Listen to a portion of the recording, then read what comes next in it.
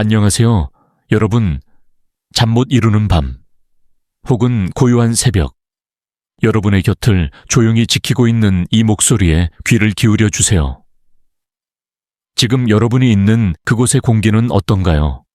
창밖의 풍경은 고요한가요? 아니면 도시의 불빛이 여전히 반짝이고 있나요? 잠시 눈을 감고 지금 이 순간 여러분을 둘러싼 모든 소리와 감각을 느껴보세요. 저 멀리서 들려오는 자동차 소리, 이불의 부드러운 감촉, 혹은 가슴속에서 희미하게 울리는 생각의 파편들까지, 이 모든 것이 지금 이 순간 여러분이 존재하는 증거입니다. 오늘 밤 우리는 아주 먼 곳으로 여행을 떠날 겁니다. 시간과 공간의 경계를 넘어 상상조차 하기 힘든 장소들로 말이죠. 이 여행은 꽤나 멀고 길어질 테니 편안한 자세를 취하고 몸의 긴장을 모두 풀어놓으세요. 우리의 탐험은 우주의 가장 깊고 오래된 비밀을 향해 있습니다. 이것은 과학의 이야기이지만 동시에 시와 철학의 이야기이기도 합니다. 우리 모두는 별먼지로 만들어졌다고 하죠. 어쩌면 이 이야기는 우리 자신의 가장 깊은 곳을 들여다보는 거울이 될지도 모릅니다. 그러니 너무 긴장하지 마세요. 다만 한 가지 현실적인 경고를 드려야 할 것 같습니다. 만약 우리가 실제로 지금부터 이야기할 우주 공간에 노출된다면 여러분은 아마 단 몇 초 만에 산산이 흩어져 버릴 거예요. 그러니 이 모든 것을 그저 안전한 상상 속에 유희로 즐겨주시길 바랍니다. 자, 이제 편안하게 자리를 잡고 잠시 시간을 내어 이 영상에 좋아요를 누르고 구독해 주세요. 물론 제 이야기가 진심으로 마음에 들었을 때만 말이죠. 그리고 가능하다면 지금 여러분이 있는 곳의 위치와 현재 시간을 댓글로 남겨주시겠어요? 저는 지금 베트남 하이지용에 있는 한 조용한 방에서 이 이야기를 시작하고 있습니다. 그럼 이제 여행을 시작해 볼까요? 우리의 이야기는 한 거울에서 시작됩니다. 이 거울은 단순히 우리의 모습을 비추는 거울이 아닙니다. 이 거울은 우주의 가장 오래된 과거를 비추는 마법의 거울입니다. 그 이름은 제임스 웹 우주망원경. 거대하고 섬세한 이 기계는 단순히 사진을 찍는 것을 넘어 시간이라는 강물을 거슬러 올라가는 낚싯배와 같습니다. 지구에서 150만 킬로미터나 떨어진 곳에서 태양과 지구를 등지고 고독하게 떠다니는 이 거울은 밤하늘을 수놓은 무수한 별들, 그리고 그 너머의 은하들을 향해 조용히 속삭이고 있습니다. 그 속삭임은 우리가 이해하는 빛의 언어입니다. 우리가 보는 세상은 모두 빛으로 이루어져 있습니다. 이 글을 읽고 있는 여러분의 눈으로 들어오는 빛은 스크린에서 발사된 광자들이 여러분의 망막에 부딪히는 순간 만들어집니다. 여러분이 사랑하는 사람의 얼굴을 볼 때 그 얼굴에서 반사된 빛이 수백만 분의 1초 만에 여러분의 눈에 도달하는 것이죠. 우리가 바라보는 달빛도 마찬가지입니다. 태양에서 출발한 빛이 달에 반사되어 지구까지 도달하는 데는 약 1.3초가 걸립니다.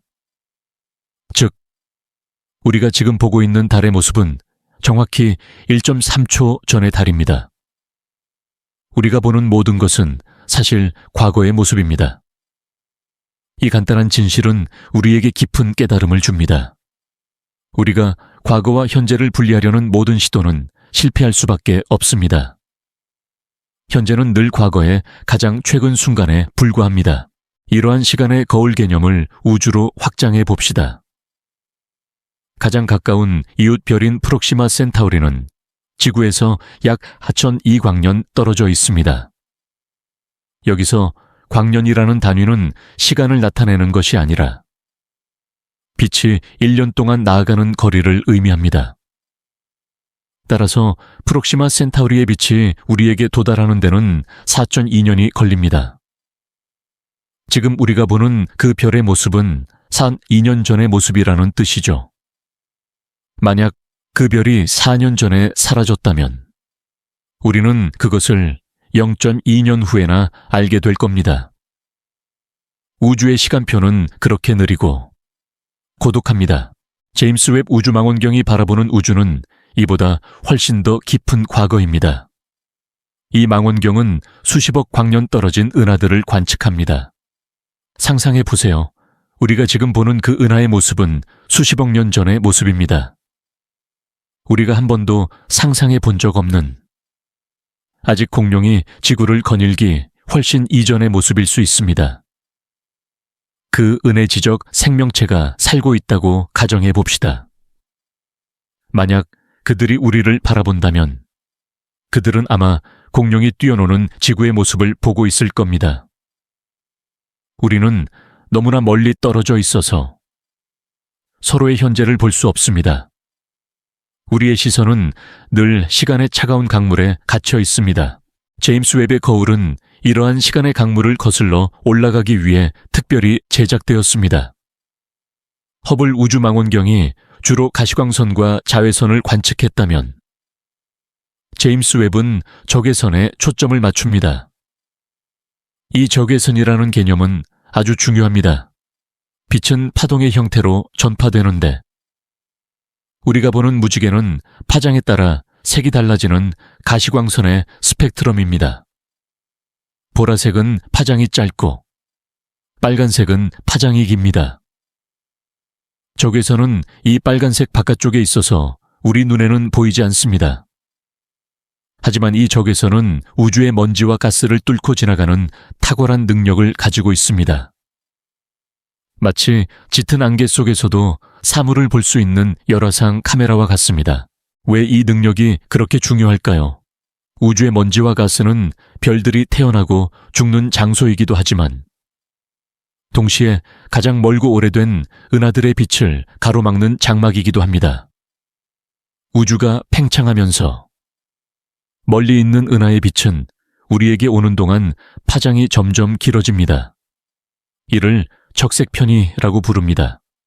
멀리 떨어진 은하일수록, 그리고 더 빠른 속도로 우리에게서 멀어질수록 그 빛의 파장은 길어져서 결국 가시광선 스펙트럼을 벗어나 적외선 영역으로 이동하게 됩니다.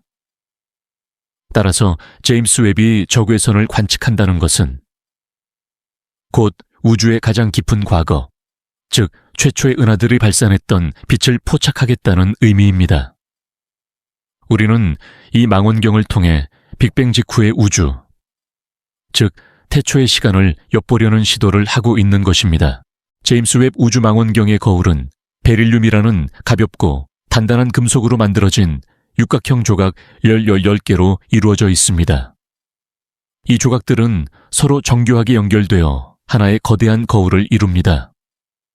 이 거울은 너무나도 섬세하게 연마되어 있어서 만약 그 크기를 미국 전체 대륙만하게 키운다면 가장 큰 요철의 높이가 겨우 10cm에 불과할 정도입니다. 이러한 완벽한 표면은 우주의 가장 희미한 빛까지도 놓치지 않고 포착할 수 있게 해줍니다. 이 망원경은 마치 하나의 거대한 눈처럼 혹은 과거의 우주와 교신하는 거대한 안테나처럼 작동합니다. 그것은 우리에게 수십억 년 전의 이야기를 전해줍니다. 우주가 얼마나 뜨겁고 혼란스러웠는지, 별들이 어떻게 처음으로 모여 은하를 형성했는지, 그리고 우리가 알고 있는 모든 것들이 어떻게 존재하게 되었는지에 대한 이야기 말입니다. 제임스 웹은 우리에게 끊임없이 질문을 던집니다. 우리는 어디에서 왔는가? 우주에서 우리는 정말로 혼자인가? 그리고 이 모든 것의 끝은 어디인가? 이 질문들은 과학의 영역을 넘어 우리 존재 자체에 대한 근원적인 물음입니다. 이 망원경의 이야기는 단순히 기술의 승리를 보여주는 것이 아닙니다. 그것은 수많은 사람들의 꿈과 노력, 그리고 인내심의 결과물입니다. 수십 년에 걸쳐 수많은 과학자와 공학자들이 이 한 거울을 만들기 위해 헌신했습니다. 망원경이 우주로 발사되는 순간까지도 그 성공을 장담할 수 없었습니다. 우주 공간의 극한 환경에서 육각형 거울 조각들이 하나씩 펼쳐지는 과정은 마치 거대한 꽃잎이 피어나는 것처럼 섬세하고 위험한 작업이었습니다. 모든 것이 완벽하게 작동해야만 했습니다. 그리고 기적처럼 그 모든 과정이 성공적으로 이루어졌습니다. 이제 이 거울은 우주의 먼지 속에 숨겨져 있던 아름다운 별들의 탄생 현장과 은하의 무리들, 그리고 최초의 별빛이 내뿜었던 희미한 흔적들을 우리에게 보내오고 있습니다. 이 모든 사진들은 단순한 이미지가 아닙니다. 그것은 수십억 년의 과거로부터 온 메시지입니다. 그것은 시간의 강을 거슬러 올라간 한 인류의 성공적인 항해를 보여주는 증거입니다.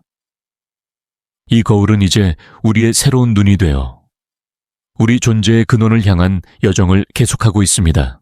우리가 지난밤에 보았던 제임스 웹 우주망원경의 거울이 어떻게 시간을 거슬러 올라가는 마법의 도구인지 이야기했습니다.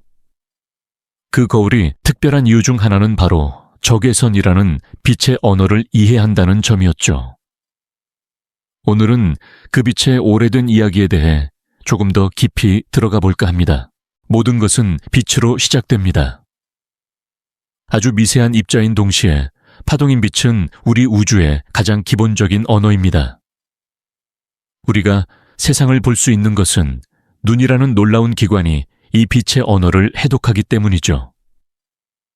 빛은 색깔이라는 다양한 목소리를 낼 수 있습니다. 무지개를 생각해 보세요. 빨주노초 파남보. 그 7빛깔은 사실 빛의 파장이 다르기 때문에 생겨나는 현상입니다. 빨간색은 파장이 길고 보라색은 파장이 짧습니다. 제임스 웹이 주로 관측하는 저구에서는 우리 눈이 볼 수 있는 가장 긴 파장인 빨간색의 바깥쪽에 있어서 저괴선, 즉 빨간색 바깥의 빛이라 불립니다. 우리가 왜 이 보이지 않는 빛에 주목해야 할까요? 그 이유는 우주의 가장 깊은 곳으로 가기 위해서는, 가장 오래된 이야기들을 듣기 위해서는 이 빛의 언어를 이해해야만 하기 때문입니다. 우주는 끊임없이 팽창하고 있습니다. 이 팽창은 풍선에 점을 찍어놓고 풍선을 불었을 때 점들 사이의 거리가 점점 멀어지는 것처럼 모든 은하들이 서로에게서 멀어지고 있음을 의미합니다. 아주 멀리 있는 은하일수록, 그리고 더 빠른 속도로 우리에게서 멀어지고 있습니다. 이것이 빛과 무슨 관계가 있을까요? 소방차가 사이렌을 울리며 여러분을 향해 달려올 때를 생각해 보세요. 사이렌 소리는 여러분에게 가까워질수록 음이 높아지고 멀어질수록 음이 낮아집니다. 이것을 도플러 효과라고 합니다. 빛도 마찬가지입니다. 빛을 내는 물체가 우리에게서 멀어지면 그 빛의 파장이 점점 길어집니다. 파장이 길어진다는 것은 빛의 색이 빨간색 쪽으로 치우친다는 것을 의미합니다. 이를 적색편이라고 부릅니다. 멀리 있는 은하일수록 우리에게 오는 동안 그 빛은 더 긴 여행을 하고 그 과정에서 우주의 팽창에 의해 파장이 더욱 길어져서 결국 가시광선 영역을 벗어나 적외선 영역으로 이동하게 됩니다. 따라서 제임스 웹이 저구외선을 관측하는 것은 우리가 망원경으로 멀리 있는 은하를 바라볼 때 그 은하가 우리에게서 멀어지는 속도 때문에 원래 가지고 있던 빛의 색깔이 바뀌어 버렸기 때문입니다. 수십억 년 전, 그 은하에서 출발했던 빛은 우리 눈에 보이는 파란색이나 노란색이었을지 모릅니다. 하지만 그 빛이 수십억 광년의 여행을 거치는 동안 우주의 팽창으로 인해 파장이 늘어나면서 빨간색을 지나 적외선 영역으로 이동해 버린 것입니다. 제임스 웹은 마치 우주라는 거대한 오디오에서 들려오는 희미한 속삭임을 우리가 알아들을 수 있는 언어로 번역해주는 통역사와 같습니다. 이것은 우리에게 시간의 깊이를 다시 한번 일깨워줍니다. 우리가 지금 보는 우주의 풍경은 모두 과거의 모습입니다. 멀리 떨어진 은하를 볼 때 우리는 그 은하가 지금 이 순간 어떻게 존재하는지를 보는 것이 아닙니다. 우리는 그 은하가 수십억 년 전에 어땠는지를 보고 있는 것입니다. 어쩌면 그 은하는 이미 사라졌거나 다른 모습으로 변했을 수도 있습니다. 우리가 보는 모든 별들은 과거의 유령과 같습니다. 그 유령들은 우리에게 나 여기 있었어 라고 속삭이며 그들의 빛을 통해 자신들의 이야기를 들려줍니다. 제임스 웹이 포착한 사진들은 이 오래된 빛의 이야기를 담고 있습니다. 예를 들어 스테판의 오중주라는 은하군 사진을 보면 5개의 은하가 서로 중력에 이끌려 춤을 추고 있는 것처럼 보입니다. 그런데 이 사진에서 가장 왼쪽에 있는 은하는 다른 은하들과 함께 있는 것처럼 보이지만 사실은 그렇지 않습니다. 그 은하는 다른 4은하보다 훨씬 가까운 곳에 있습니다. 그 은하의 빛은 약 4천만 광년 전에 출발했지만 나머지 4은하의 빛은 무려 2억 9천만 광년 전에 출발했습니다. 즉, 우리는 한 장의 사진 속에서 2억 5천만 년이라는 시간의 강역을 동시에 보고 있는 셈입니다. 이것은 마치 수억 년 전의 과거와 비교적 최근의 과거를 한 프레임 안에 담아놓은 것과 같습니다. 시간의 강이 한 곳에 모여 소용돌이치는 듯한 착각을 불러일으킵니다. 그리고 이 적에서는 또 다른 중요한 능력을 가지고 있습니다. 바로 우주의 거대한 장막, 즉 먼지와 가스 구름을 뚫고 지나가는 능력입니다. 우주에는 우리가 상상하는 것 이상으로 많은 먼지가 떠다니고 있습니다. 이 먼지는 별과 행성이 탄생하는 요람 역할을 하기도 하지만 동시에 가시광선을 차단하여 우리의 시야를 가로막습니다. 마치 짙은 안개 속에서 건물을 볼 수 없는 것과 같습니다. 허블 우주망원경이 촬영한 창조의 기둥 사진을 보면 거대한 기둥 모양의 성운이 보입니다. 이 사진은 경이롭지만 사실 이 기둥들은 먼지와 가스로 이루어져 있어서 그 안쪽을 들여다볼 수 없었습니다. 하지만 제임스 웹이 적외 선으로 촬영한 같은 사진을 보면 놀랍게도 그 먼지 기둥들이 투명해져 그 안에서 갓 태어나 반짝이는 아기 별들이 모습을 드러냅니다. 마치 무대 위에 커튼이 걷히고 그 뒤에 숨겨져 있던 배우들이 등장하는 것처럼 말이죠. 이 아기 별들은 자신들을 둘러싼 먼지와 가스에서 태어나고 있습니다. 이 별들의 탄생은 우주가 얼마나 역동적이고 살아있는 공간인지를 보여줍니다. 우리는 그 먼지 구름을 뚫고 새로운 생명이 탄생하는 현장을 직접 목격하게 된 것입니다. 이러한 발견들은 우리에게 깊은 철학적 질문을 던집니다. 우주의 모든 것은 빛의 속도로 여행합니다. 빛의 속도는 이 우주에서 가장 빠른 속도입니다. 하지만 빛조차도 너무나 먼 거리를 여행해야 하기에 우리는 결코 현재의 우주를 볼 수 없습니다. 우리가 보는 모든 것은 이미 지나간 과거의 그림자입니다. 이 사실은 우리의 인식을 근본적으로 바꿉니다. 우리가 지금 보고 있는 이 모든 것, 이 테이블, 이 책, 심지어 여러분의 손까지도 아주 미세한 시간의 차이를 가지고 있습니다.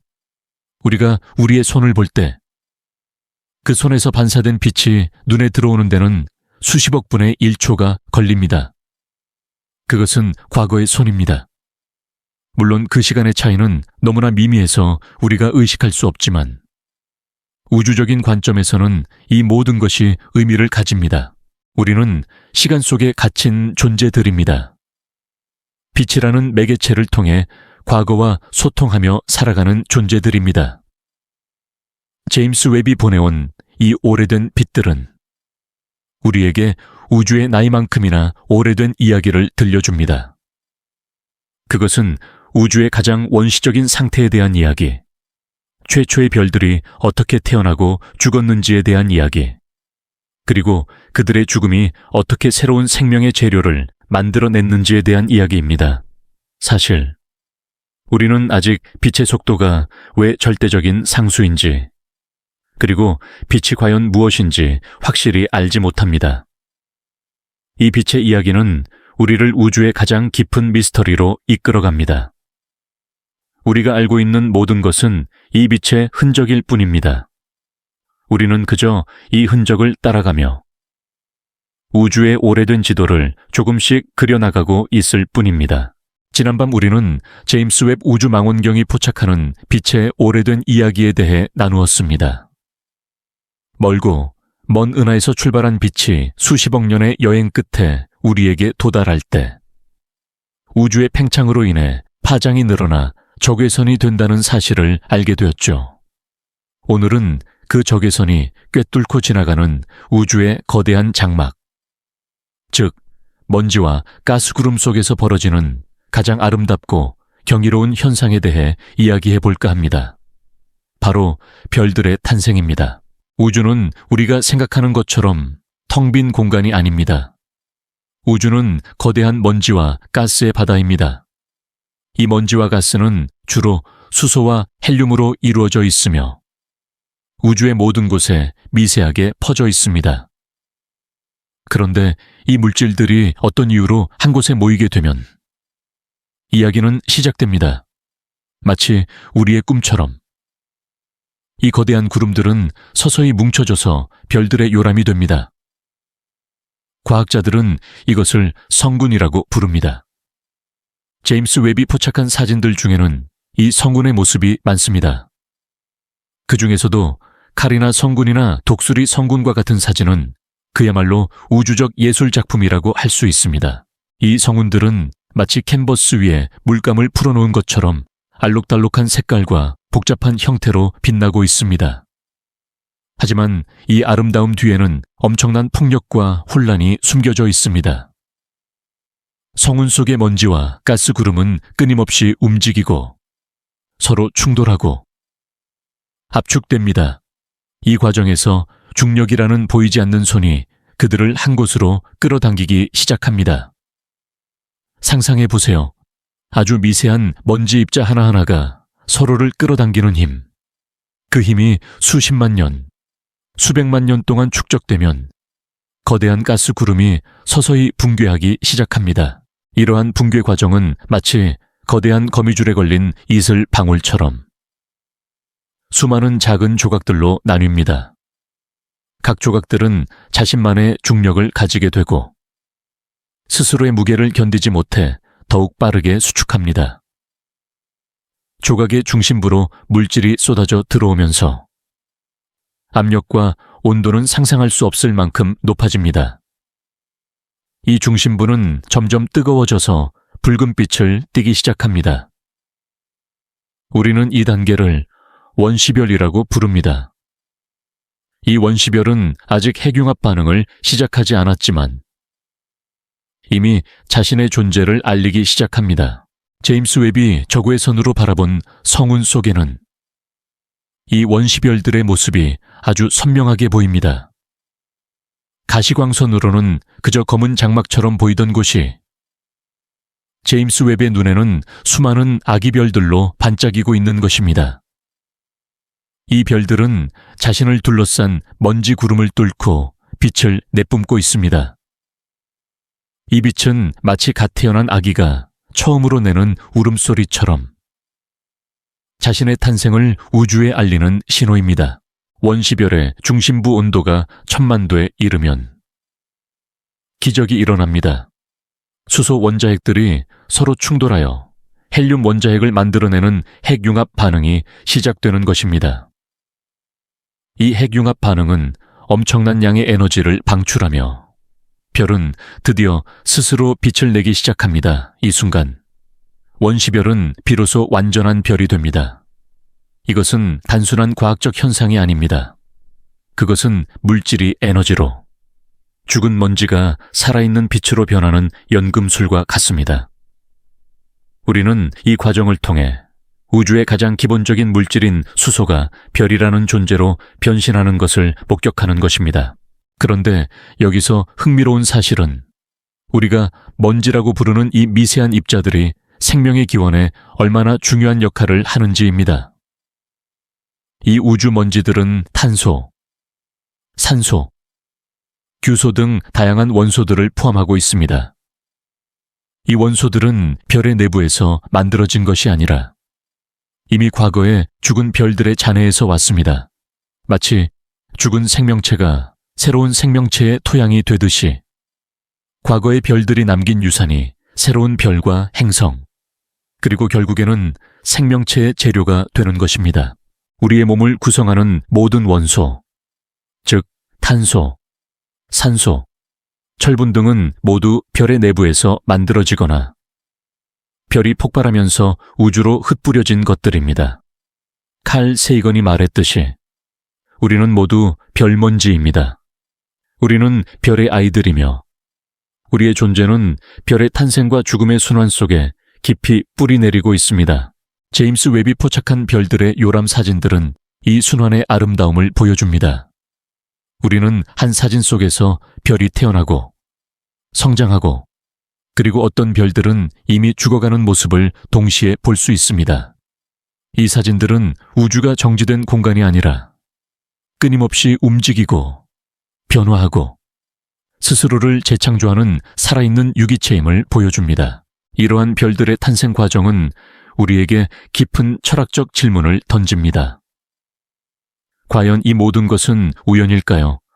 아니면 어떤 필연적인 법칙에 따라 진행되는 것일까요? 왜 어떤 성우는 별을 낳고 어떤 성우는 그렇지 못한 것일까요? 우주의 먼지들이 어떻게 생명 탄생의 재료를 품게 되었는지는 여전히 물리학자들이 풀지 못한 수수께끼 중 하나입니다. 우리는 단지 그 결과만을 볼 수 있을 뿐, 그 원인이 되는 미세한 조건들에 대해서는 아직 확실히 알지 못합니다. 이 별들의 탄생은 우주의 가장 큰 미스터리 중 하나로 남아 있습니다. 오늘 밤 여러분은 창밖의 별을 바라보며 혹은 그저 눈을 감고 우주의 모습을 상상하며 잠자리에 들 수도 있습니다. 여러분이 보는 그 모든 별들은 아주 오래된 먼지구름 속에서 태어난 존재들입니다. 그리고 여러분 자신 역시 그 먼지의 일부입니다. 우리의 이야기는 별의 이야기이며 동시에 우리의 이야기입니다. 우리는 모두 이 거대한 우주적 오케스트라의 한 음표이며 우리의 존재는 이 우주의 아름다운 이야기와 때려야 뗄 수 없는 관계를 가지고 있습니다. 우리가 지난밤 우주 먼지 속에서 태어난 별들의 이야기를 나누었습니다. 그 거대한 성운 속에서 중력의 힘으로 뭉쳐진 가스와 먼지가 어떻게 새로운 별이 되었는지 상상해 보았죠. 오늘은 그 별들이 모여 이루는 거대한 공동체에 대해 이야기해 볼까 합니다. 마치 인간 사회가 개인에서 가족, 그리고 마을, 도시로 확장되듯이 별들도 홀로 존재하지 않습니다. 그들은 모여서 거대한 구조를 형성합니다. 그것이 바로 은하입니다. 제임스 웹 우주망원경이 우리에게 보내온 사진들 중에는 수십억 개의 별들로 이루어진 은하들의 모습이 담겨 있습니다. 이 은하들은 나선형, 타원형, 혹은 불규칙한 모양으로 우주를 수놓고 있습니다. 하지만 이 은하들은 서로 독립적으로 존재하는 것이 아닙니다. 마치 거대한 거미줄처럼 우주의 모든 은하들은 서로 연결되어 있습니다. 이 거대한 구조를 과학자들은 우주 거미줄이라고 부릅니다. 이 거미줄의 실타래는 수십억 광년에 걸쳐 뻗어있는 은하 필라멘트들이고 그 실타래가 교차하는 매듭은 수많은 은하들이 빽빽하게 모여있는 은하단입니다. 상상해보세요. 밤하늘을 수놓은 별들이 사실은 수많은 은하들 중 우리 은하에 속한 극히 일부라는 것을, 그리고 그 은하조차도 홀로 존재하는 것이 아니라 거대한 우주적 건축물의 일부라는 것을요. 이 우주 거미줄은 우주의 물질 분포를 보여주는 가장 큰 그림입니다. 이 구조가 어떻게 형성되었는지는 우주의 가장 중요한 미스터리 중 하나입니다. 과학자들은 빅뱅 직후 우주에 존재했던 미세한 밀도 차이, 즉 아주 작은 물질의 덩어리가 중력에 의해 점점 커지면서 이 거대한 구조를 형성했다고 믿고 있습니다. 마치 눈송이가 굴러가면서 점점 커다란 눈덩이가 되듯이 말이죠. 이 우주 거미줄의 뼈대를 이루는 은하 필라멘트들은 수천만 광년, 심지어 수억 광년에 걸쳐 길게 뻗어 있습니다. 그 안에는 수많은 은하들이 마치 구슬처럼 박혀 있습니다.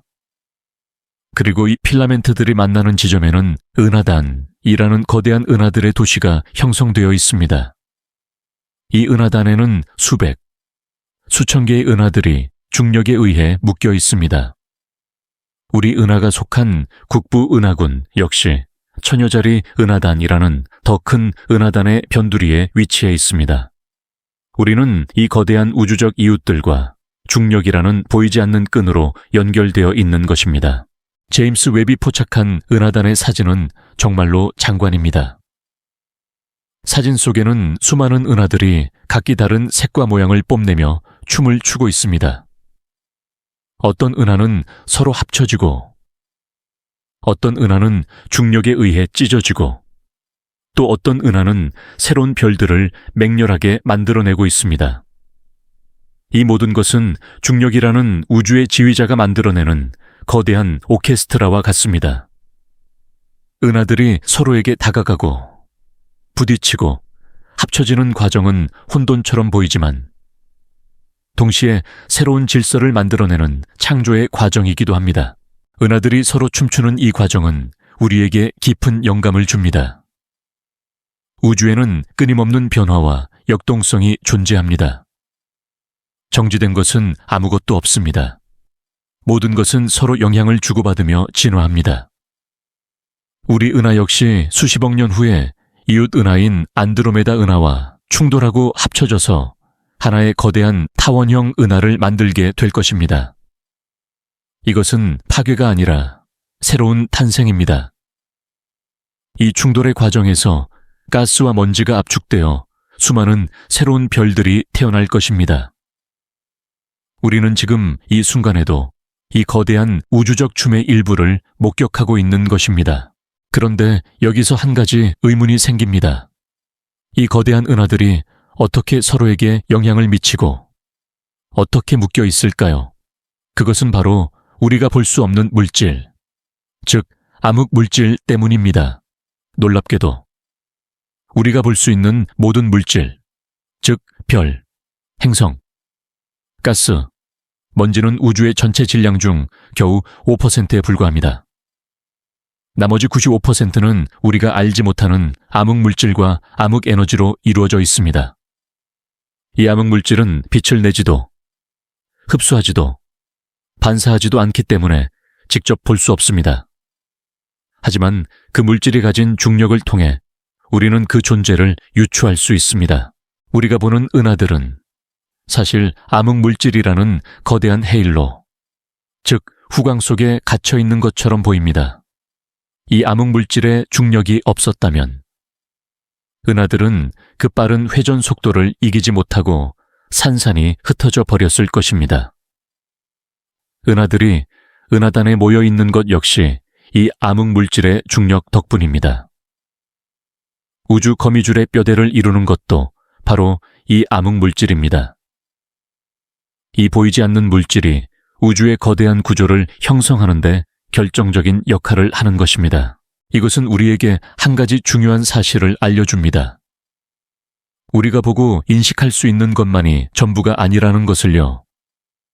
우리가 아는 우주는 빙산의 일각에 불과합니다. 대부분의 우주는 우리가 이해할 수 없는 신비로운 물질과 에너지로 채워져 있습니다. 이 사실은 우리에게 겸손함을 가르쳐 줍니다. 우리는 우주의 아주 작은 부분만을 알고 있을 뿐입니다. 이 거대한 미스터리는 우리가 계속해서 탐험하고 배워야 할 대상입니다. 은하의 춤과 우주의 거미줄은 우리에게 아름다움과 동시에 미스터리를 보여줍니다. 이 모든 것은 우주가 정지된 그림이 아니라 끊임없이 진화하고 상호작용하는 살아있는 유기체임을 보여줍니다. 별들의 탄생처럼 은하들의 춤 역시 우주의 가장 깊은 곳에서 벌어지는 창조의 과정입니다. 그리고 우리는 이 모든 것을 지켜보며 우리가 그 일부라는 사실을 깨닫습니다. 우리 몸을 구성하는 원자들, 우리를 둘러싼 모든 것들은 이 거대한 우주적 춤의 산물입니다. 우리가 지난밤 은하들이 춤추는 거대한 우주 거미줄의 모습을 상상해 보았습니다. 중력이라는 보이지 않는 힘이 어떻게 수많은 별들을 은하로 묶고 은하들을 다시 은하단으로 모으는지에 대해 이야기했죠. 오늘은 이 거대한 춤의 한가운데 바로 별 주위를 돌고 있는 행성들에 대해 이야기할까 합니다. 특히 제임스 웹 우주망원경이 우리에게 보내온 외계 행성의 신비로운 숨결에 대해 말이죠. 우리 태양계에는 수많은 행성들이 있습니다. 하지만 우주에는 우리 태양계 밖에도 수많은 별들이 존재하고 그 별들 주위를 도는 행성들이 있습니다. 과학자들은 이 행성들을 외계 행성이라고 부릅니다. 제임스 웹 우주망원경의 주요 임무 중 하나는 이 외계 행성들을 탐사하고 그들의 대기 성분을 분석하는 것입니다. 이것은 단순한 과학적 호기심을 넘어 우리가 우주에서 정말로 혼자인지에 대한 근원적인 질문과 연결됩니다. 제임스 웹은 외계 행성의 대기를 분석하는 놀라운 기술을 가지고 있습니다. 별 주위를 도는 행성이 별 앞을 지나갈 때 별빛의 일부가 행성 대기를 통과하게 됩니다. 이때 행성 대기에 포함된 특정 물질, 예를 들어 수증기나 이산화탄소 같은 분자들은 특정 파장의 별빛을 흡수합니다. 제임스 웹은 이 흡수된 빛의 패턴을 분석하여 행성 대기에 어떤 성분이 들어있는지 알아낼 수 있습니다. 마치 한 사람의 지문을 분석하여 그 사람이 누구인지 알아내는 것처럼 제임스 웹은 외계 행성의 대기, 지문을 읽어내는 것입니다. 이 기술을 통해 제임스 웹은 이미 여러 외계 행성에서 물의 흔적을 발견했습니다. 묘이SP 만실3B라는 행성은 태양과 비슷한 별 주위를 도는 목성 크기의 가스 행성입니다. 이 행성은 구름 한 점 없는 맑은 대기를 가지고 있어서 제임스 웹이 그 대기를 통과한 별빛을 분석했을 때 놀랍게도 물의 존재를 나타내는 뚜렷한 흔적을 발견했습니다. 이 물은 액체 상태의 물이 아니라 대기 중에 떠다니는 수증기의 형태입니다. 하지만 물은 생명의 존재에 필수적인 요소로 여겨지기에 이 발견은 우리에게 큰 희망을 안겨주었습니다. 또한 제임스 웹은 TRIPST-1이라는 별 주위를 도는 행성계도 관측하고 있습니다. 이 행성계에는 7개의 지구형 행성이 있는데 그중 3개는 생명체가 살 수 있는 골디락스 존, 즉 너무 뜨겁지도 차갑지도 않은 적당한 거리에 위치해 있습니다. 제임스 웹은 이 행성들의 대기를 분석하여 혹시라도 산소나 메탄과 같은 생명체의 존재를 암시하는 기체들이 있는지 탐색하고 있습니다. 아직까지는 이렇다 할 생명의 흔적을 발견하지 못했지만 이 탐사는 계속될 것입니다. 이러한 외계 행성 탐사는 우리에게 깊은 생각거리를 던져줍니다. 우주에는 셀 수 없이 많은 별들이 있고 그 별들 주위에는 수많은 행성들이 있습니다. 그중 일부는 지구와 비슷한 환경을 가지고 있을 수도 있습니다. 만약 우주에 우리 말고 다른 생명체가 존재한다면 그들은 어떤 모습일까요? 그들은 우리처럼 생각하고 감정을 느끼고 사랑을 하고 또 미워할 수 있을까요? 아니면 우리가 상상할 수 없는 아주 다른 형태의 생명일까요? 이것은 과학의 영역을 넘어 철학적인 질문에 더 가깝습니다. 만약 우리가 외계 생명체를 발견한다면 그것은 우리 자신의 존재에 대한 인식을 완전히 바꿔놓을 것입니다. 우리는 더 이상 우주의 유일한 지성체가 아닐 것이며 우리의 존재는 더 넓은 우주적 맥락 속에서 재정의될 것입니다. 이것은 한편으로는 두려운 일일 수도 있지만 동시에 놀라운 희망이기도 합니다. 이러한 탐사는 또한 우리에게 우리가 얼마나 고독한 존재인지 일깨워줍니다. 수많은 별과 행성들이 존재하지만 우리는 아직 단 하나의 생명체의 흔적도 발견하지 못했습니다. 우리는 수십 년 동안 외계 지적 생명체를 찾기 위해 전파 신호를 보내고 그들의 신호를 수신하기 위해 노력해 왔습니다. 하지만 우주는 여전히 침묵하고 있습니다.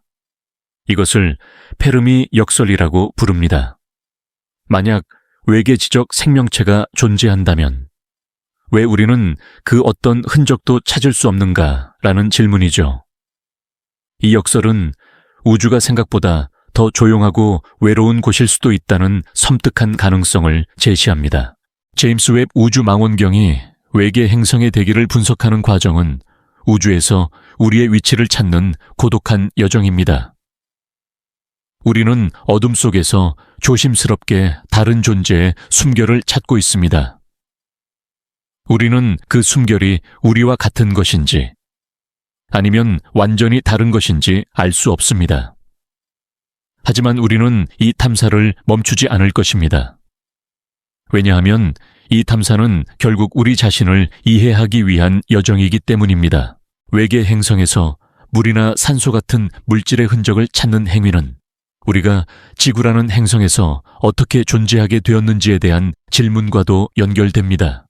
지구는 우연히 생명체가 살기에 완벽한 조건들을 갖추었을까요?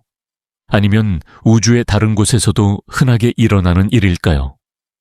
이 질문에 대한 해답은 우리가 어디에서 왔고 앞으로 어디로 나아갈지에 대한 중요한 단서를 제공할 것입니다. 제임스 웹의 탐사는 우리에게 우주의 넓이뿐만 아니라 우리 존재의 깊이를 다시 한번 생각하게 만듭니다. 우리는 우주라는 거대한 바다에서 표류하는 작은 배와 같으며 제임스 웹은 그 바다에 던진 우리의 낚싯줄과 같습니다. 우리는 그 낚싯줄에 무엇이 걸려 올라올지 아직 확실히 알지 못합니다. 우리가 지난밤 제임스 웹 우주망원경이 외계 행성들의 숨결을 탐지하는 여정에 대해 이야기하며 우주에서 우리의 고독한 위치에 대해 잠시 생각해 보았습니다. 오늘은 이 모든 것의 시작으로 돌아가 볼까 합니다. 우주의 시간표에서 가장 첫 장, 빅뱅 이후에 아주 혼란스럽고도 경이로운 순간으로 말이죠. 제임스 웹은 바로 그 시간의 끝자락, 우주에서 최초의 별빛이 반짝이던 순간을 포착하려 하고 있습니다. 빅뱅 직후의 우주는 우리가 상상할 수 있는 모든 것과 달랐습니다. 그 시기는 매우 뜨겁고 밀도가 높아서 빛조차도 자유롭게 움직일 수 없었습니다. 우주는 마치 짙은 안개 속처럼 불투명했습니다. 수소와 헬륨 원자핵은 전자와 분리되어 있었고 이 자유로운 전자들이 빛의 광자들을 끊임없이 산란시켰기 때문입니다. 이 상태는 우주가 식어서 원자들이 형성될 때까지 계속되었습니다. 빅뱅 후 약 38만 년이 지나서야 우주의 온도가 충분히 내려가 원자들이 형성되었고 그제서야 빛이 자유롭게 우주를 가로지를 수 있게 되었습니다. 이 순간의 빛이 바로 우리가 우주 마이크로파 배경 복사라고 부르는 것입니다. 이것은 우주가 처음으로 투명해진 순간을 보여주는 가장 오래된 빛의 흔적입니다. 하지만 그 이후의 시대는 우리가 우주의 암흑시대라고 부르는 시기였습니다. 우주에 빛은 있었지만 아직 별은 탄생하지 않았습니다. 우주는 거대한 수소와 헬륨 가스 구름으로 채워져 있었지만 그 구름들은 아직 별을 만들 만큼 충분히 뭉쳐지지 못했습니다. 이 시대는 마치 태양이 뜨기 전에 어둡고 고요한 새벽과 같았습니다. 이 암흑시대가 얼마나 지속되었고 어떻게 끝났는지는 아직까지도 과학자들에게 큰 미스터리로 남아 있습니다. 제임스 웹 우주망원경의 궁극적인 목표 중 하나는 바로 이 암흑시대의 끝을 엿보는 것입니다. 우주 최초의 별과 은하들이 어떻게 탄생했는지, 그리고 그들이 어떻게 우주를 다시 재이온화시켰는지에 대한 증거를 찾는 것입니다. 우주 최초의 별들은 제3세대 항성이라고 불립니다. 이 별들은 우리가 지금 아는 별들과는 많이 달랐습니다. 그들은 수소와 헬륨이라는 가장 가벼운 원소들만으로 이루어져 있었습니다. 이 별들은 거대하고 매우 뜨겁고 수명이 매우 짧았을 것으로 추정됩니다. 어떤 별들은 우리 태양보다 수백 배나 무거웠을 수도 있습니다. 그들은 폭발적으로 에너지를 방출하며 주변의 가스를 이온화시켰습니다. 마치 거대한 전등이 어두운 방을 밝히기 시작하듯이 이 별들은 우주의 암흑시대를 끝내고 우주를 다시 빛으로 채우는 역할을 했습니다. 이 과정은 우주의 재이온화라고 불리며 우주의 역사를 바꾼 중요한 사건이었습니다. 제임스 웹은 이 시대의 희미한 흔적을 포착하기 위해 아주 멀리 떨어진 은하들을 관측합니다. 앞에서 이야기했듯이 멀리 떨어진 은하일수록 그 빛은 더 오래전에 출발한 빛입니다. 제임스 웹이 관측한 가장 멀리 있는 은하들 중 일부는 빅뱅 후 불과 몇 천 년밖에 되지 않은 시기의 은하들입니다. 이 은하들은 마치 우주의 시간표에서 가장 첫 페이지를 넘기자마자 발견한 작은 보석들과 같습니다. 이 작은 은하들 속에는 아마도 최초의 별들이 빛을 내뿜고 있었을 것입니다. 이러한 최초의 별빛을 찾는 것은 마치 어두운 밤하늘에서 가장 희미한 반딧불이를 찾는 것과 같습니다. 그 빛은 수십억 년 동안 우주를 여행하며 점점 더 희미해졌습니다.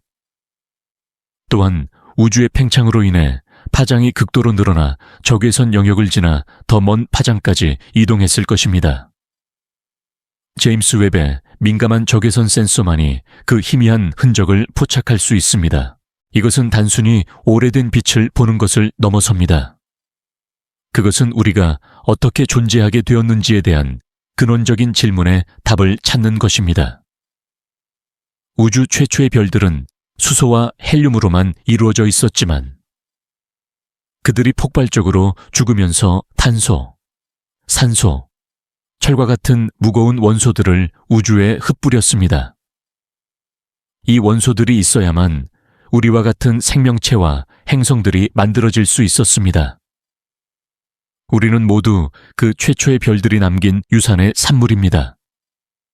우리의 존재는 그 별들의 장엄한 죽음 덕분에 가능한 것입니다. 제임스 웹은 이 우주의 가장 깊은 과거, 즉 시간의 태초에 있었던 사건들을 우리에게 보여주고 있습니다.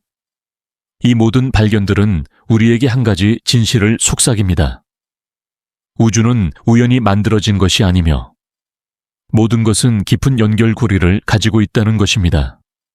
별의 탄생, 은하의 형성, 그리고 결국 생명체의 탄생까지. 이 모든 것은 하나의 거대한 이야기 속에서 이어져 있습니다. 하지만 이 모든 이야기의 첫 장, 우주의 암흑시대가 어떻게 끝났는지에 대한 완전한 해답은 아직 밝혀지지 않았습니다. 우리는 그저 제임스 웹이 보내오는 희미한 신호를 통해 그 시절의 이야기를 조금씩 유추할 뿐입니다. 이 모든 것은 우리에게 경외심과 동시에 겸손함을 가르쳐 줍니다. 우리는 우주의 아주 작은 한 조각에 불과하지만 동시에 우주의 가장 깊은 역사를 탐험할 수 있는 존재이기도 합니다. 지난밤 우리는 우주의 암흑시대, 그리고 최초의 별들이 어떻게 빛을 내기 시작하며 그 시대를 끝냈는지에 대해 이야기했습니다. 그 별들이 죽으면서 만들어낸 무거운 원소들이 결국 우리를 포함한 모든 것의 재료가 되었다는 사실을 기억하실 겁니다. 오늘은 별들의 장엄한 죽음, 그리고 그 죽음이 남긴 가장 신비로운 유산에 대해 이야기해 볼까 합니다. 바로 검은 구멍이라는 존재입니다. 우주에는 별들이 태어나고 빛을 내며 살아가다가 결국에는 연료를 모두 소진하고 죽음을 맞이합니다. 별의 죽음은 여러 형태로 나타납니다. 우리 태양처럼 가벼운 별들은 연료를 모두 태우고 나서 부풀어 올랐다가 서서히 식어백색 외성이 됩니다. 하지만 태양보다 훨씬 무거운 별들은 전혀 다른 운명을 맞이합니다. 이 별들은 거대한 초신성 폭발을 일으키며 장렬하게 죽습니다. 이 폭발은 우주에서 가장 강력한 사건 중 하나입니다. 한 별이 폭발하는 순간 한 은하 전체의 모든 별들을 합친 것보다 더 밝은 빛을 뿜어냅니다. 그리고 이 장엄한 폭발의 끝에 때로는 아주 특별한 존재가 남겨집니다. 바로 검은 구멍입니다.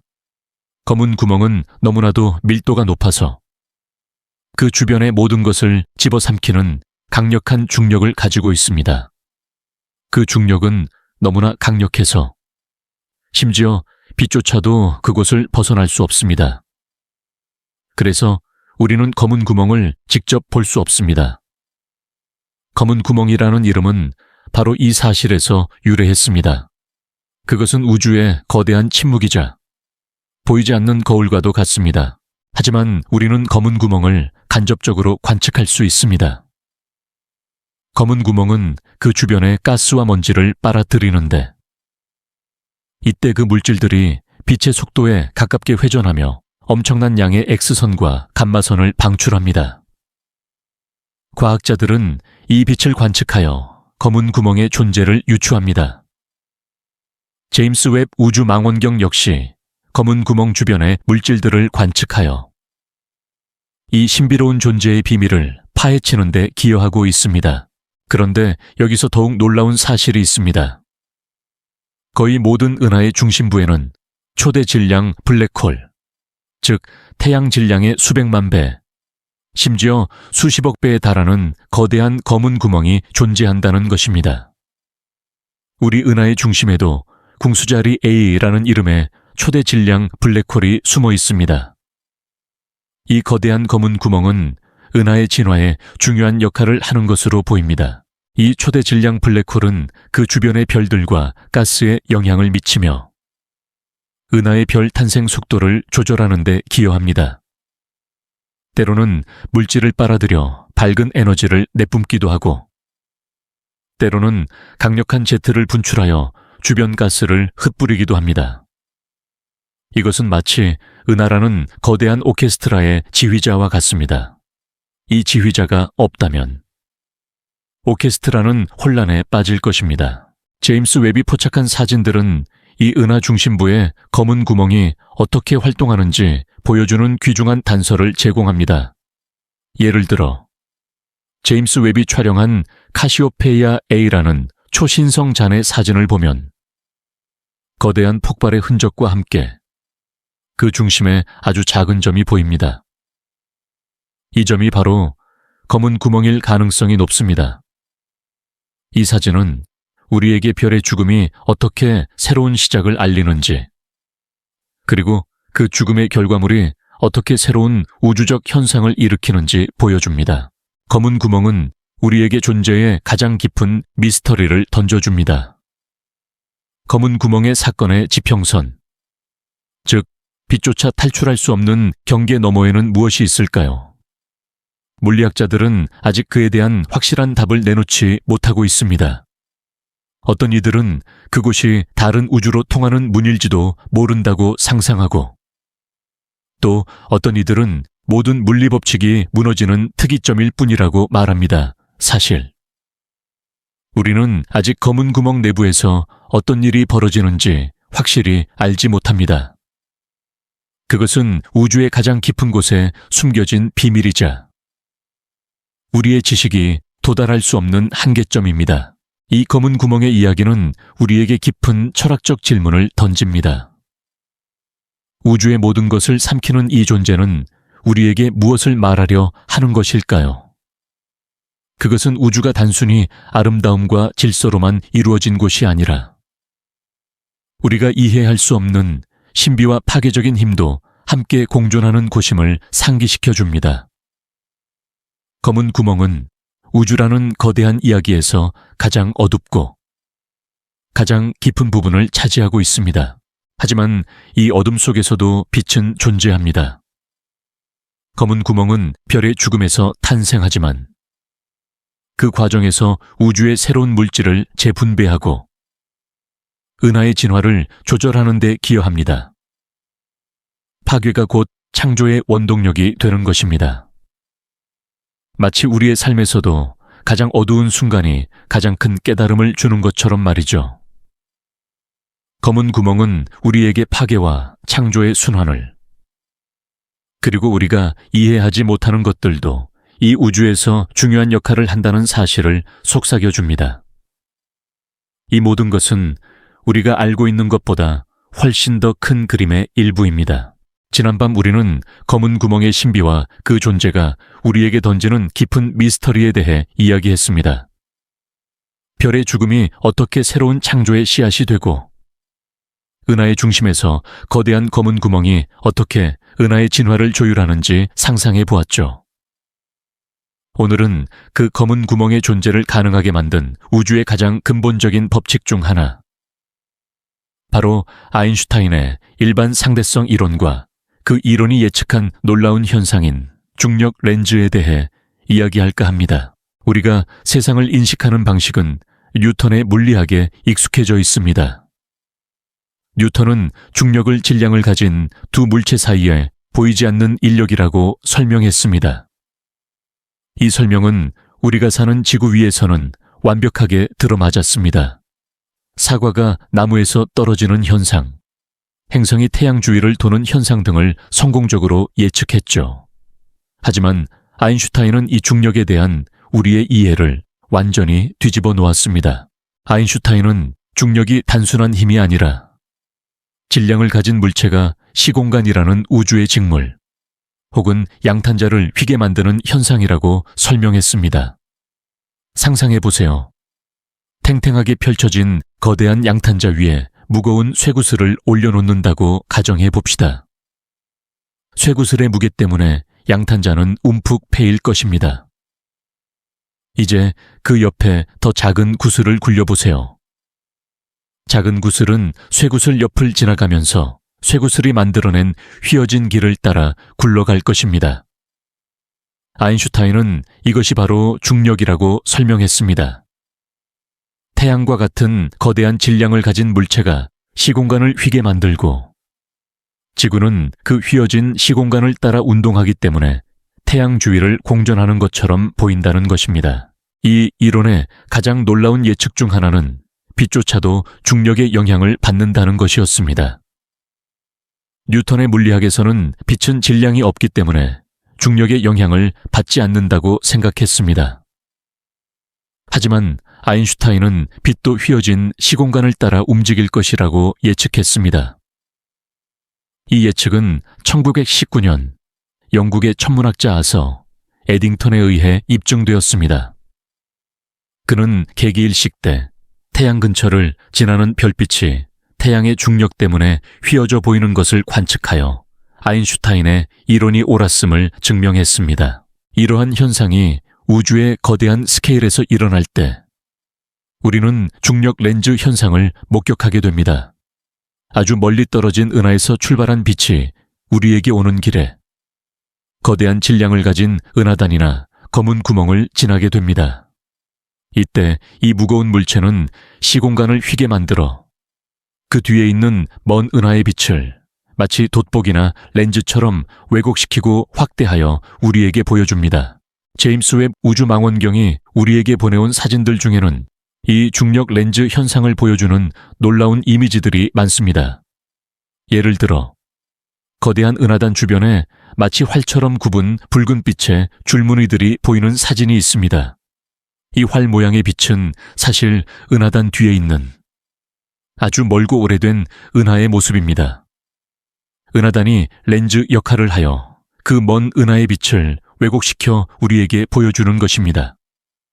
어떤 경우에는 하나의 은하가 여러 개의 이미지로 쪼개져 보이기도 합니다. 이 중력 렌즈 현상은 우리에게 두 가지 중요한 정보를 줍니다. 첫째, 우리가 평소에는 볼 수 없을 만큼 멀고 희미한 은하들을 확대해서 볼 수 있게 해줍니다. 이것은 마치 우주라는 거대한 망원경을 사용하여 더 깊은 우주를 들여다보는 것과 같습니다.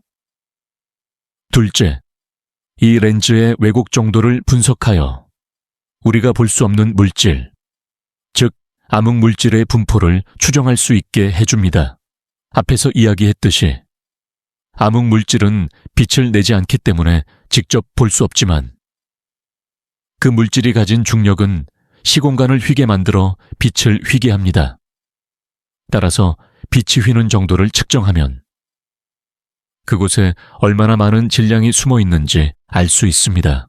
이 중력 렌즈 현상은 우리에게 우주가 얼마나 기묘하고 신비로운 곳인지를 다시 한번 일깨워 줍니다. 우리가 보는 모든 것이 진실이 아닐 수도 있습니다. 우리가 보는 빛은 먼 길을 돌아와서 우리 눈에 도착했고 그 과정에서 시공간이라는 양탄자의 울퉁불퉁한 길을 따라 왜곡되었을 것입니다. 이 모든 현상은 우리에게 우주가 단순히 빈 공간이 아니라 복잡하고 역동적인 구조를 가진 살아있는 유기체임을 보여줍니다. 우리가 사는 세상은 뉴턴의 우주처럼 단순하고 예측 가능한 곳이 아닙니다. 그것은 아인슈타인의 우주처럼 시간과 공간이 서로 얽히고 빛이 중력에 굴복하는 예측할 수 없는 동시에 아름다운 곳입니다. 제임스 웹은 이 아름다운 우주적 현상을 포착하여 우리가 우주에 대해 얼마나 많은 것을 모르고 있는지 그리고 얼마나 많은 것을 더 탐험해야 하는지를 알려줍니다. 이 모든 것은 우리에게 경외심과 동시에 겸손함을 가르쳐 줍니다. 우리는 아직 시공간이라는 거대한 양탄자의 모든 주름과 굴곡을 다 알지 못합니다. 그리고 그것은 우리에게 흥미로운 질문을 제기합니다. 만약 시공간이 정말로 휘어질 수 있다면 그것을 조작하여 시간 여행을 하는 것도 가능할까요? 이 질문에 대한 대답은 아직 아무도 모릅니다. 지난밤 우리는 아인슈타인의 일반 상대성 이론이 예측한 중력 렌즈 현상에 대해 이야기했습니다. 무거운 물체가 시공간을 휘게 하여 먼 우주의 모습을 왜곡시키고 확대한다는 놀라운 사실을 알게 되었죠. 이 모든 현상은 우주가 얼마나 역동적이고 서로 연결되어 있는지를 보여줍니다. 오늘은 이 연결고리의 가장 중요한 부분, 즉 별들의 죽음이 어떻게 새로운 생명의 재료를 만들었는지에 대해 이야기할까 합니다. 우리가 별의 탄생에 대해 이야기할 때 별은 주로 수소와 헬륨으로 이루어져 있다고 말했습니다. 이 두 원소는 빅뱅 직후 우주에 존재했던 가장 기본적인 물질입니다. 하지만 우리 몸을 이루는 탄소, 우리가 숨 쉬는 산소, 우리 혈액 속의 철분 등은 어디에서 왔을까요? 이 원소들은 별의 내부에서 만들어졌습니다. 별은 거대한 핵융합 공장과 같습니다. 별의 중심부에서 수소 원자핵이 서로 융합하여 헬륨을 만들고 이 과정에서 엄청난 에너지를 방출합니다. 별이 나이를 먹고 중심부의 수소를 모두 소진하면 별의 내부는 더 뜨거워져서 헬륨을 탄소로, 탄소를 산소로 융합시키는 과정을 시작합니다. 이 핵융합 과정은 별이 무거울수록 더 활발하게 일어나며 별의 중심부에서는 더 무거운 원소들이 차례로 만들어집니다. 예를 들어 태양보다 훨씬 무거운 별들은 탄소와 산소를 넣은 마그네슘, 규소 등으로 최종적으로는 철까지 만들어냅니다. 그런데 철이 만들어지는 순간 핵융합 과정은 멈추게 됩니다. 철을 융합시키기 위해서는 에너지를 방출하는 것이 아니라 오히려 에너지를 흡수해야 하기 때문입니다. 이 순간 별은 자신의 핵융합 공장이 멈췄다는 사실을 깨닫고 더 이상 스스로의 중력을 지탱할 수 없게 됩니다. 별의 바깥층 물질들은 순식간에 별의 중심으로 붕괴해 들어갑니다. 이 붕괴는 엄청난 충격파를 만들어내며 별은 거대한 초신성 폭발을 일으키며 장렬하게 최후를 맞이합니다. 이 초신성 폭발은 단순한 파괴가 아닙니다. 그것은 우주의 거대한 재활용 시스템의 핵심입니다. 별의 내부에서 만들어진 모든 무거운 원소들, 즉 금, 찹대, 끈, 우라늄과 같은 원소들을 포함하여 이 모든 물질들은 초신성 폭발의 충격파를 타고 우주 공간으로 흩뿌려집니다.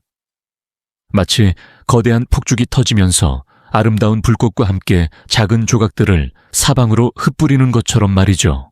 이 흩뿌려진 물질들은 우주 공간을 떠돌다가 새로운 성운에 합쳐져서 다음 세대의 별과 행성들을 만드는 재료가 됩니다. 우리 태양계가 탄생했을 때 그 태양과 행성들을 만들었던 가스와 먼지는 이미 수십억 년 전에 죽은 별들이 남긴 잔해들로 이루어져 있었습니다. 지구라는 행성을 이루는 모든 원소들, 그리고 그 위에 존재하는 생명체를 구성하는 모든 원소들이 모두 이 별들의 죽음에서 비롯된 것입니다. 칼 세이건이 말했듯이 우리는 모두 별먼지입니다. 우리의 몸을 이루는 모든 원자들은 수십억 년 전에 죽은 별들의 심장에서 만들어진 것입니다. 우리가 지금 이 글을 읽고 있는 동안 우리의 몸속에 있는 탄소 원자 하나하나는 먼 옛날에 초신성 폭발로 우주 공간에 흩뿌려진 별의 유산입니다. 이것은 과학적인 사실을 넘어 우리 존재의 근원에 대한 가장 아름답고 시적인 설명입니다. 제임스 웹 우주망원경이 포착한 초신성 폭발의 잔해 사진들은 이 과정을 생생하게 보여줍니다.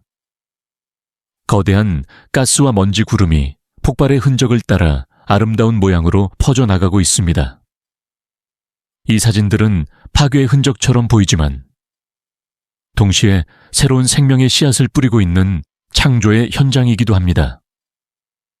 이 모든 것은 우주가 끝없는 순환의 과정 속에 있음을 보여줍니다.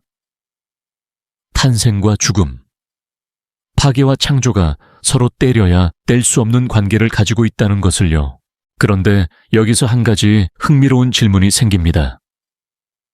별의 죽음은 우주의 모든 곳에서 일어나는 보편적인 현상일까요? 그리고 초신성 폭발로 흩뿌려진 물질들이 어떻게 행성 탄생에 적합한 형태로 뭉쳐지는 걸까요, 사실?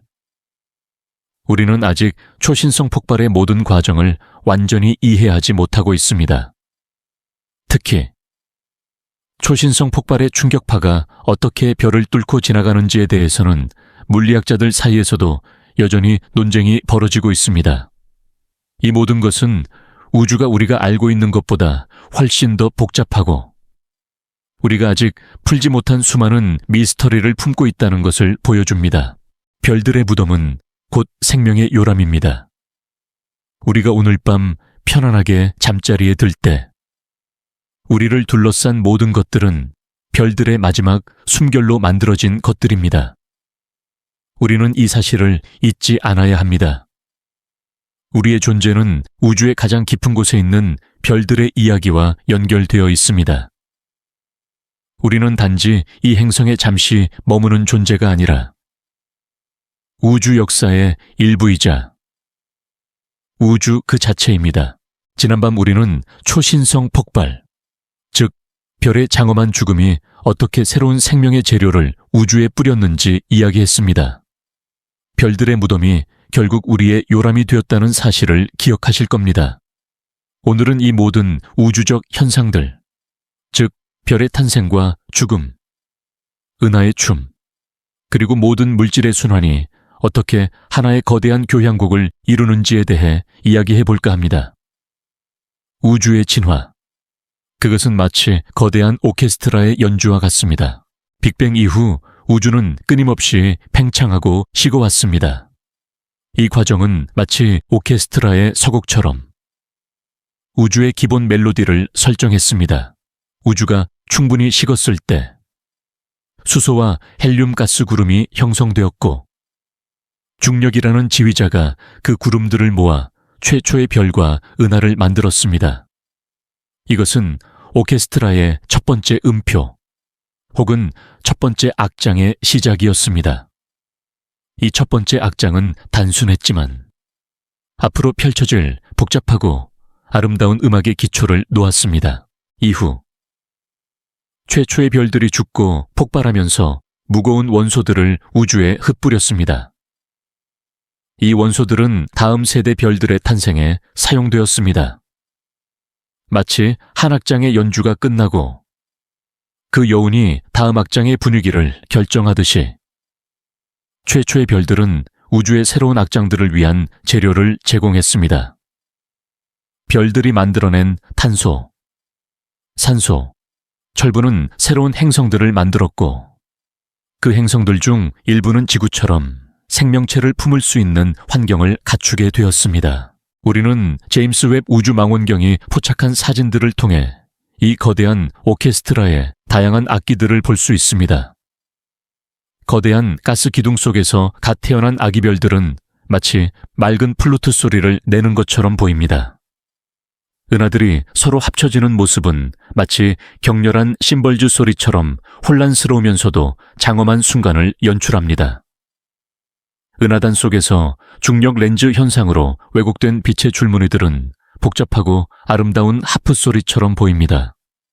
그리고 은하 중심부의 거대한 검은 구멍은 마치 오케스트라 전체를 아우르는 거대한 팀파니 소리처럼 우주의 모든 것을 조율하고 있습니다. 이 모든 현상들은 서로 분리된 것이 아닙니다. 그것들은 모두 하나의 큰 그림, 즉 우주의 진화라는 거대한 교향곡을 구성하는 부분들입니다. 별의 탄생은 은하의 형성을 이끌었고 은하의 충돌은 새로운 별 탄생을 촉진했습니다. 별의 죽음은 다음 세대 별과 행성의 재료를 제공했고 이 모든 과정은 중력과 암흑물질이라는 보이지 않는 지휘자에 의해 조율되었습니다. 이 모든 우주적 사건들은 서로에게 영향을 미치며 끊임없이 변화하고 있습니다. 이것은 우리에게 한 가지 중요한 사실을 알려줍니다. 우리가 사는 우주는 정지된 상태가 아니라는 것입니다. 그것은 끊임없이 진화하고 변화하는 살아있는 유기체입니다. 우주에는 그 어떤 것도 영원하지 않습니다. 별들은 태어나고 죽고 은하들은 합쳐지고 흩어집니다. 하지만 이 모든 변화 속에서 우주는 새로운 질서와 아름다움을 창조합니다. 마치 작곡가가 여러 가지 음표들을 조합하여 아름다운 멜로디를 만들듯이 우주는 수많은 물질과 에너지를 조합하여 새로운 형태를 만들어냅니다. 그런데 이 거대한 오케스트라에서 가장 흥미로운 부분은 우리가 그 연주를 듣고 있는 관객일 뿐만 아니라 그 연주의 한 음표이기도 하다는 사실입니다. 우리는 별먼지로 만들어졌고 우리의 존재는 우주라는 거대한 교향곡의 일부입니다. 우리의 삶과 죽음, 우리의 사랑과 슬픔, 우리의 희망과 절망, 이 모든 것은 우주의 거대한 이야기와 연결되어 있습니다. 우리는 이 우주적 춤의 일부이며 우리의 존재는 이 우주의 진화 과정에 깊이 뿌리 내리고 있습니다. 하지만 이 오케스트라의 모든 악보가 해독된 것은 아닙니다. 예를 들어 우리는 우주의 95%를 구성하는 암흑 물질과 암흑 에너지의 존재를 알고 있지만 그것들이 정확히 무엇인지는 아직 알지 못합니다. 이들은 마치 오케스트라의 거대한 백그라운드 음악처럼 우리가 듣고 있는 모든 소리의 밑바탕에 깔려 있지만 그 실체는 여전히 베일에 쌓여 있습니다. 이 미스터리는 우리에게 겸손함을 가르쳐주며 우리가 아직도 풀어야 할 수많은 수수께끼들이 남아있음을 상기시켜줍니다. 제임스 웹이 보내오는 사진들은 이 우주적 오케스트라의 한 장면을 보여줍니다. 그것은 우리가 듣는 가장 아름답고 오래된 음악입니다. 이 음악은 우리에게 우주의 넓이뿐만 아니라 우리의 존재가 얼마나 깊은 역사를 가지고 있는지 속삭여줍니다. 우리의 존재는 우연히 발생한 것이 아니라 수십억 년에 걸친 우주의 진화 과정의 필연적인 결과입니다. 우리는 이 사실을 기억하고 우리가 사는 이 우주를 더욱 소중히 여겨야 합니다. 왜냐하면 우리는 이 모든 것의 일부이기 때문입니다. 지난밤 우리는 우주의 진화가 마치 거대한 오케스트라의 교향곡과 같다는 이야기를 나누었습니다. 별의 탄생과 죽음, 은하들의 춤이 모두 하나의 큰 그림을 이루고 있다는 사실을 깨달았죠. 오늘은 그 교양곡의 가장 크고 신비로운 부분, 즉 우리가 볼 수 없는 물질과 에너지에 대해 이야기해 볼까 합니다. 우주를 구성하는 95%의 미스터리, 바로 암흑 물질과 암흑 에너지입니다. 우리가 별, 행성, 가스, 먼지 등 눈으로 보고 관측할 수 있는 모든 물질들은 우주의 전체 질량과 에너지 중 겨우 5%에 불과합니다. 이것은 마치 거대한 바다에서 우리가 보는 것은 수면에 떠 있는 빙산의 작은 일각일 뿐이며, 그 아래에는 훨씬 더 거대하고 보이지 않는 부분이 숨겨져 있다는 것과 같습니다. 이 보이지 않는 부분이 바로 암흑 물질과 암흑 에너지입니다. 먼저 암흑 물질에 대해 이야기해 볼까요? 암흑 물질은 말 그대로 어두운 물질입니다. 그것은 빛을 내지도, 빛을 흡수하지도, 반사하지도 않습니다. 그래서 우리는 망원경으로 암흑 물질을 직접 볼 수 없습니다. 하지만 우리는 암흑 물질이 가진 중력의 효과를 통해 그 존재를 간접적으로 알 수 있습니다. 과학자들이 은하의 회전 속도를 측정했을 때 놀라운 사실을 발견했습니다. 은하의 바깥쪽에 있는 별들이 예상보다 훨씬 빠른 속도로 회전하고 있다는 것이었습니다. 만약 눈에 보이는 물질들만 존재한다면 은하의 바깥쪽 별들은 중력이 약해져서 더 느리게 회전하거나 심지어 은하의 중력에서 벗어나 흩어져 버려야 합니다. 하지만 실제로는 그렇지 않았습니다.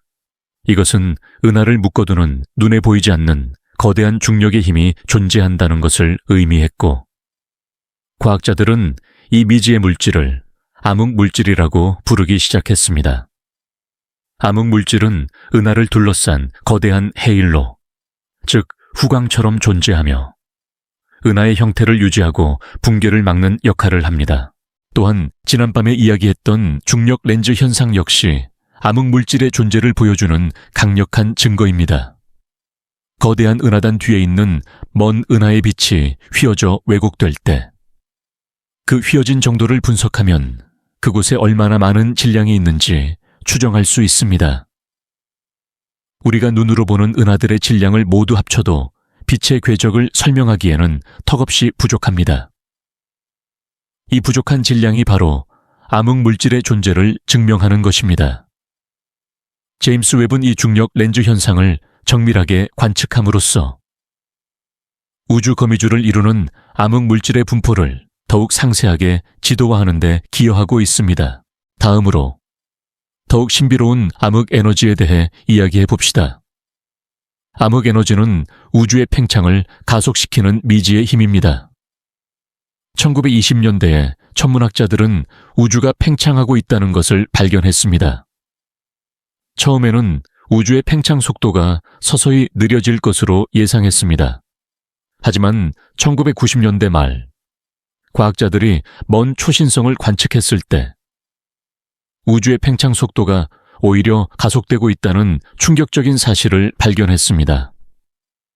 이것은 마치 공중에 던진 공이 중력 때문에 점점 느려져야 하는데 오히려 점점 더 빠른 속도로 위로 올라가는 것과 같았습니다. 이 가속 팽창을 설명하기 위해 과학자들은 우주를 밀어내는 중력에 반대되는 미지의 힘이 존재해야 한다고 결론 내렸고, 이 힘을 암흑 에너지라고 명명했습니다. 암흑 에너지는 우주 전체 에너지 밀도의 약 70%를 차지하며 우주의 최종적인 운명을 결정할 것으로 추정됩니다. 만약 이 가속 팽창이 계속된다면 우주는 결국 빅프리즈라는 차갑고 공허한 종말을 맞이하게 될 것입니다. 모든 별과 은하들이 서로에게서 너무 멀어져서 결국 우주는 텅 빈 암흑으로 변하게 될 것입니다. 암흑 물질과 암흑 에너지는 우리가 알고 있는 모든 물리법칙으로는 설명할 수 없는 존재들입니다. 우리는 그 존재를 알고 그 효과를 관측할 수 있지만 그것들이 정확히 무엇으로 만들어졌는지, 그리고 왜 존재하는지에 대해서는 아직 확실히 알지 못합니다. 이 모든 것은 우주가 우리가 상상하는 것보다 훨씬 더 기묘하고 알 수 없는 것들로 가득 차 있음을 보여줍니다. 이것은 우리에게 겸손함을 가르쳐 줍니다. 우리는 우주의 아주 작은 부분만을 알고 있을 뿐입니다. 우리가 보는 모든 아름다운 별과 은하는 보이지 않는 암흑 물질의 뼈대 위에서 춤을 추고 있으며 이 모든 것은 암흑 에너지라는 보이지 않는 힘에 의해 우주의 종말을 향해 가속되고 있습니다. 우리는 이 모든 것을 지켜보며 우리 존재의 의미를 되새겨볼 수 있습니다. 이 거대한 미스터리는 우리가 계속해서 탐험하고 배워야 할 끝없는 대상입니다. 우리는 우주의 가장 깊은 비밀을 풀기 위해 노력하고 있지만 그 답은 아직 멀리 있는 것 같습니다. 그리고 그것은 우리에게 흥미로운 질문을 던집니다. 우리가 언젠가 이 암흑 물질과 암흑 에너지의 정체를 밝혀낸다면 우리의 우주에 대한 이해는 어떻게 변할까요? 그리고 그것이 우리의 미래에 어떤 영향을 미칠까요? 지난밤 우리는 우주를 채우고 있는 암흑 물질과 암흑 에너지의 신비에 대해 이야기했습니다. 우리가 보는 모든 것들이 사실은 이 보이지 않는 존재들의 뼈대 위에서 춤추고 있다는 사실을 알게 되었죠. 오늘은 다시 생명의 문제로 돌아와 제임스 웹이 외계 행성에서 발견한 유기 분자와 물의 흔적이 우리에게 어떤 의미를 가지는지에 대해 깊이 생각해 볼까 합니다. 이것은 단순히 과학적 발견을 넘어 우리 존재의 기원에 대한 가장 근원적인 질문과 연결됩니다. 우리의 몸을 구성하는 모든 물질, 즉 단백질, 탄수화물, 지방 등은 모두 탄소를 기반으로 한 유기 분자들입니다.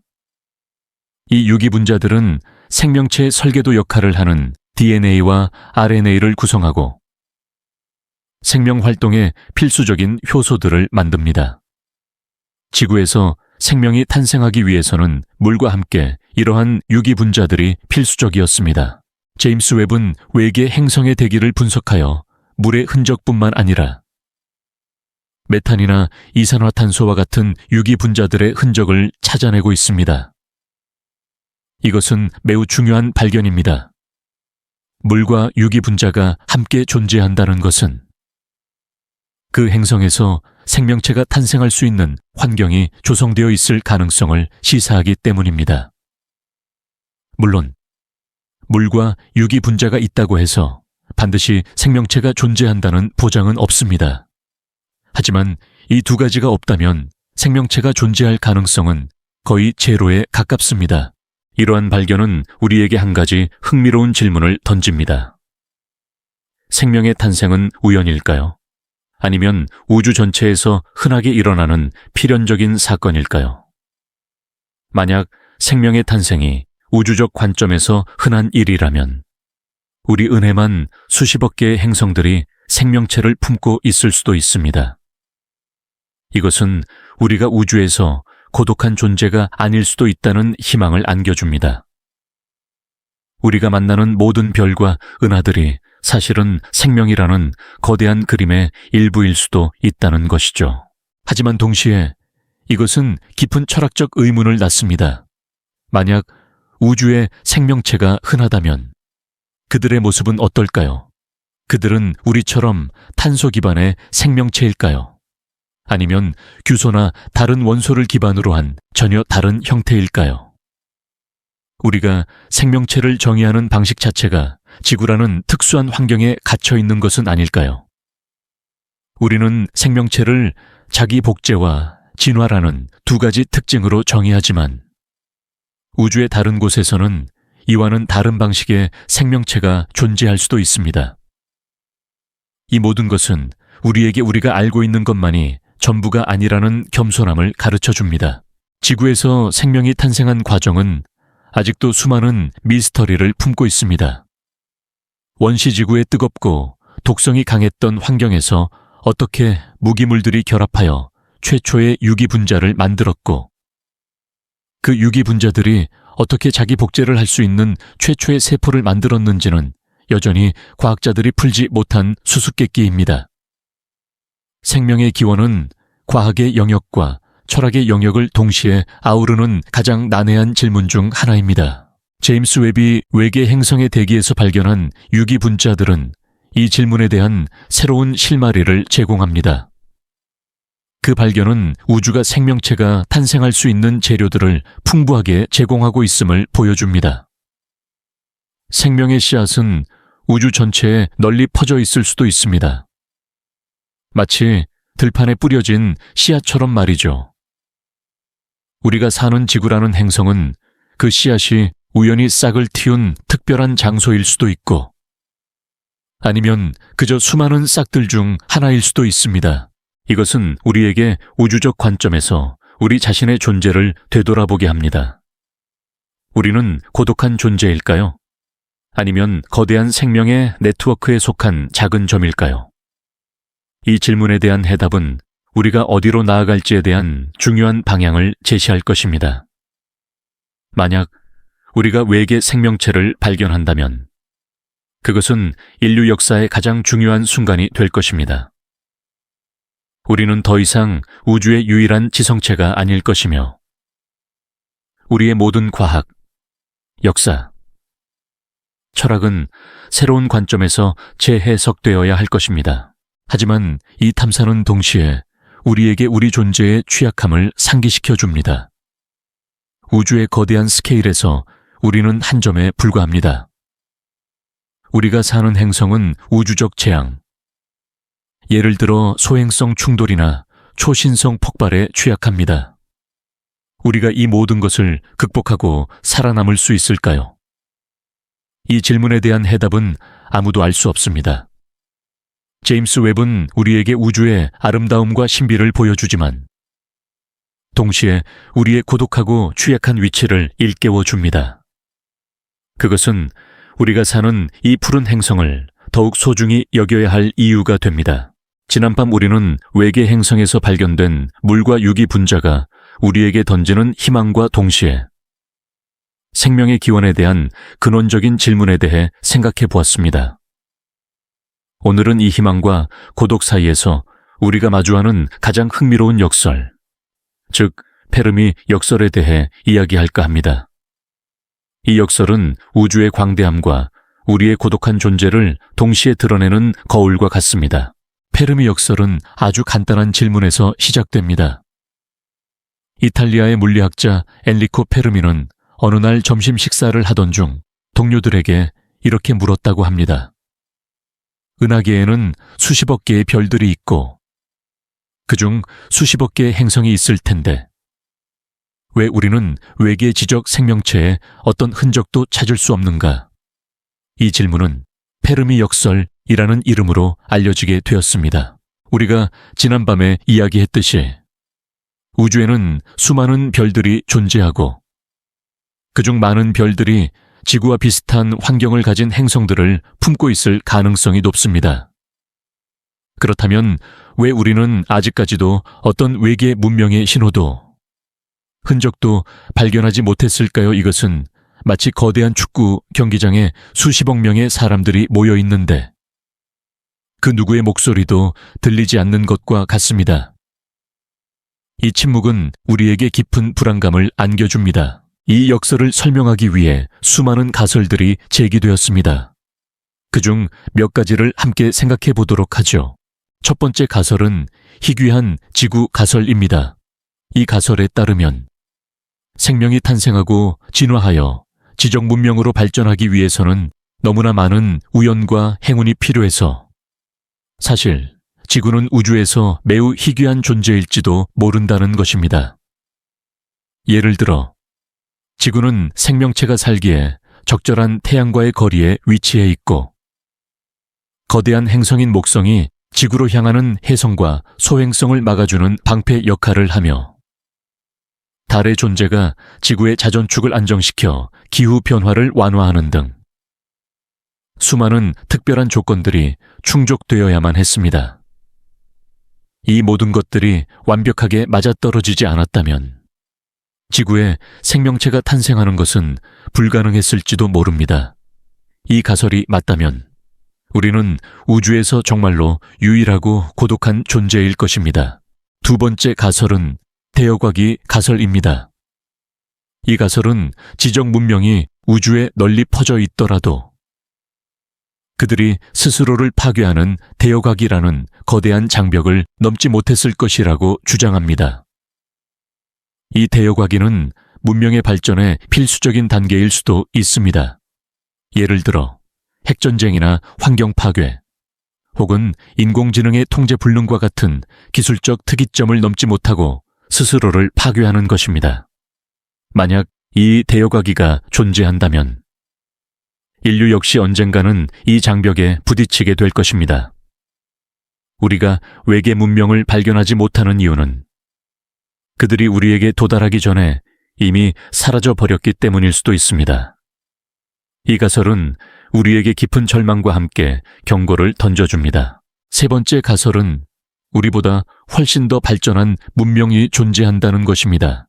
이 가설에 따르면 외계 문명은 우리보다 너무나도 발전해서 우리가 사용하는 전파 신호는 그들에게 마치 원시적인 소음처럼 들릴 것입니다. 그들은 우리에게 관심이 없을 수도 있고, 혹은 우리에게 영향을 미치지 않기 위해 의도적으로 우리와 접촉을 피하고 있을 수도 있습니다. 마치 우리가 개미의 존재를 알고 있지만 그들과 소통하려 하지 않는 것처럼 말이죠. 이 가설은 우리에게 우리가 우주의 중심이 아니라는 겸손함을 가르쳐 줍니다. 네 번째 가설은 우주가 생각보다 위험한 곳이라는 것입니다. 이 가설에 따르면 은하계에는 초신성 폭발, 감마선 폭발 등 생명체를 멸종시킬 수 있는 수많은 우주적 재앙들이 존재합니다. 지적 문명이 충분히 발전할 시간을 갖기도 전에 우주적 재앙에 의해 멸종했을 수도 있다는 것입니다. 이 가설은 우리에게 우주가 아름다움 뿐만 아니라 예측할 수 없는 위험으로 가득 찬 곳임을 상기시켜 줍니다. 제임스 웹 우주망원경의 외계 행성 탐사는 이 모든 가설에 대한 단서를 제공할 것입니다. 만약 우리가 지구와 비슷한 행성을 수없이 발견하고 그 행성들에서 생명의 흔적을 찾게 된다면 희귀한 지구 가설은 약화될 것입니다. 하지만 우리는 아직 이 질문에 대한 확실한 답을 찾지 못했습니다. 우리는 여전히 우주라는 거대한 침묵 속에서 우리의 존재에 대해 고민하고 있습니다. 이 페르미 역설은 우리에게 존재의 역설을 보여줍니다. 우리는 우주에서 가장 고독한 존재일 수도 있고, 동시에 언젠가 만날지도 모르는 수많은 이웃들과 함께 존재하는 존재일 수도 있습니다. 이 모든 것은 아직 풀리지 않은 미스터리입니다. 우리는 이 모든 것을 지켜보며 우리가 얼마나 작은 존재인지, 그리고 우리가 가진 지식의 한계가 어디까지인지 깨닫습니다. 하지만 이 미스터리는 동시에 우리에게 더 넓은 우주를 탐험하고 더 깊은 질문을 던지게 하는 동기가 됩니다. 우리의 존재는 이 우주적 고독의 역설 속에서 더욱 빛을 발합니다. 지난밤 우리는 페르미 역설에 대해 이야기하며 우주의 광대함 속에서 우리가 얼마나 고독한 존재일지도 모른다는 섬뜩한 가능성에 대해 생각해 보았습니다. 오늘은 이 거대한 우주의 이야기의 마지막 장, 즉 우주의 최종적인 운명과 그 속에서 우리 존재의 의미에 대해 이야기해 볼까 합니다. 우주의 끝, 그리고 우리 안의 우주입니다. 우주의 운명은 무엇일까요? 과학자들은 우주의 운명을 세 가지 시나리오로 예측하고 있습니다. 이 모든 시나리오의 핵심은 우주의 팽창 속도와 밀도에 달려 있습니다. 첫 번째 시나리오는 빅 크런치입니다. 만약 우주의 밀도가 충분히 높아서 중력의 힘이 우주의 팽창을 이겨낸다면 우주는 언젠가 팽창을 멈추고 다시 수축하기 시작할 것입니다. 이 수축은 점점 더 빨라져서 결국 모든 은하와 별들이 한 점으로 모여들어 빅뱅 이전의 상태로 돌아갈 것입니다. 이것은 마치 우주가 다시 한번 자신을 집어삼키는 것과 같습니다. 이 시나리오에 따르면 우주는 무한한 순환을 반복할 것입니다. 빅뱅, 팽창, 수축, 그리고 다시 빅뱅으로 이어지는 영원한 윤회처럼 말이죠. 두 번째 시나리오는 빅프리즈입니다.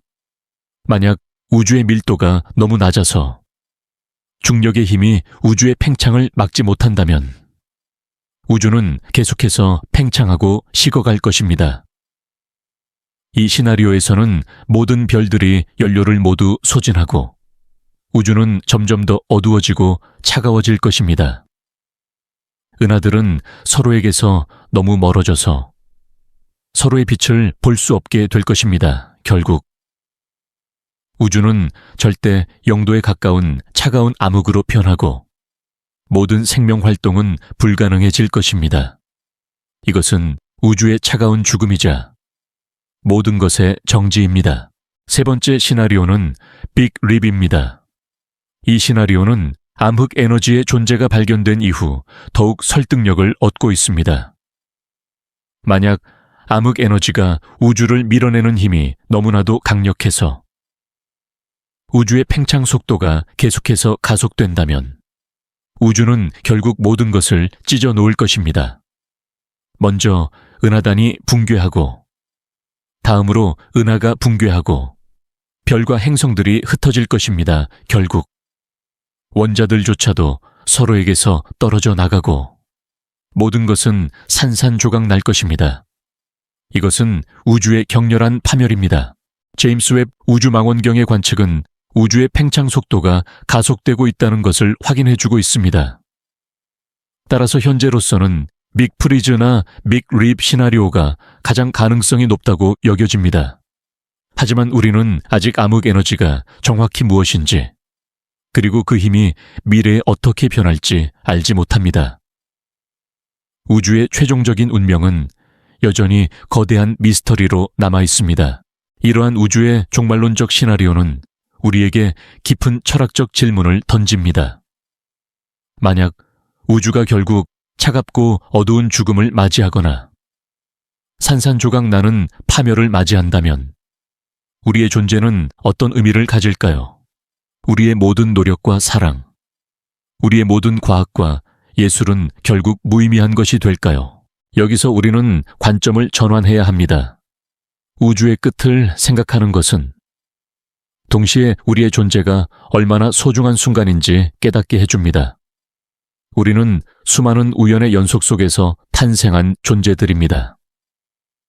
빅뱅, 별의 죽음, 행성의 형성, 그리고 생명의 탄생까지. 이 모든 기적적인 사건들이 모여 지금의 우리를 만들었습니다. 우리는 이 거대한 우주적 이야기의 한 부분이며 우리의 존재는 이 우주의 역사 속에서 가장 의미 있는 순간일 수 있습니다.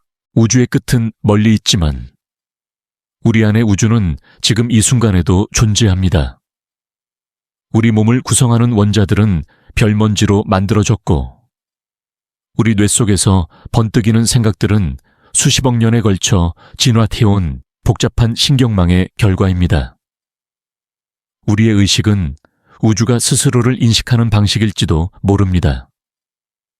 우리는 우주라는 거대한 거울 속에서 스스로를 들여다보는 존재입니다. 제임스 웹 우주망원경은 우리에게 우주의 넓이와 역사를 보여주지만 동시에 우리 자신을 되돌아보게 합니다.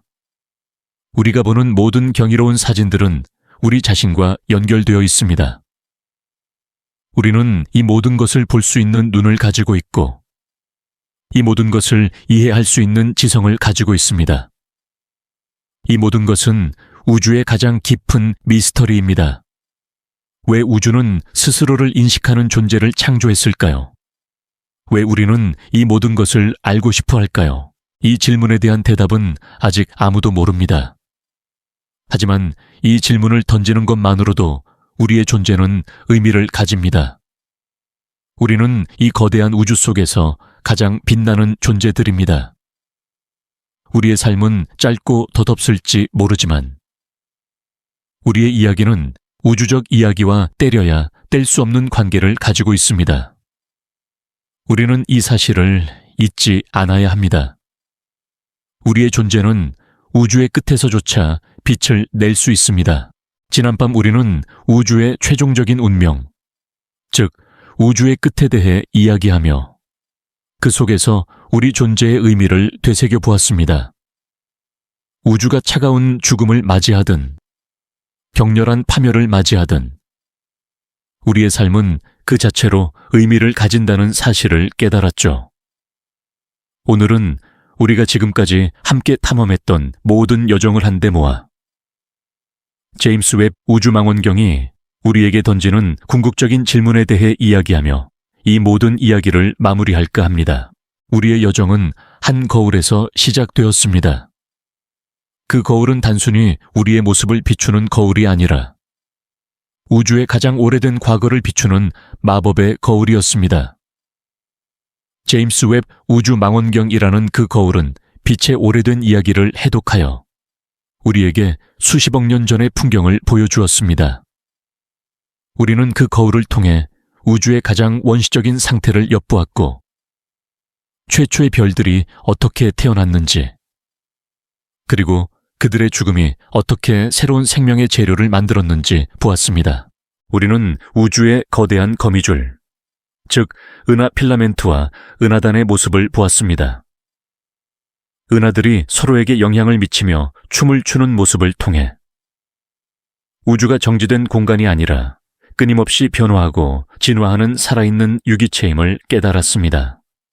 그리고 그 춤의 중심에 있는 보이지 않는 힘, 즉 암흑 물질과 암흑 에너지의 신비에 대해 이야기하며 우리가 아는 우주는 빙산의 일각에 불과하다는 겸손함을 배웠습니다.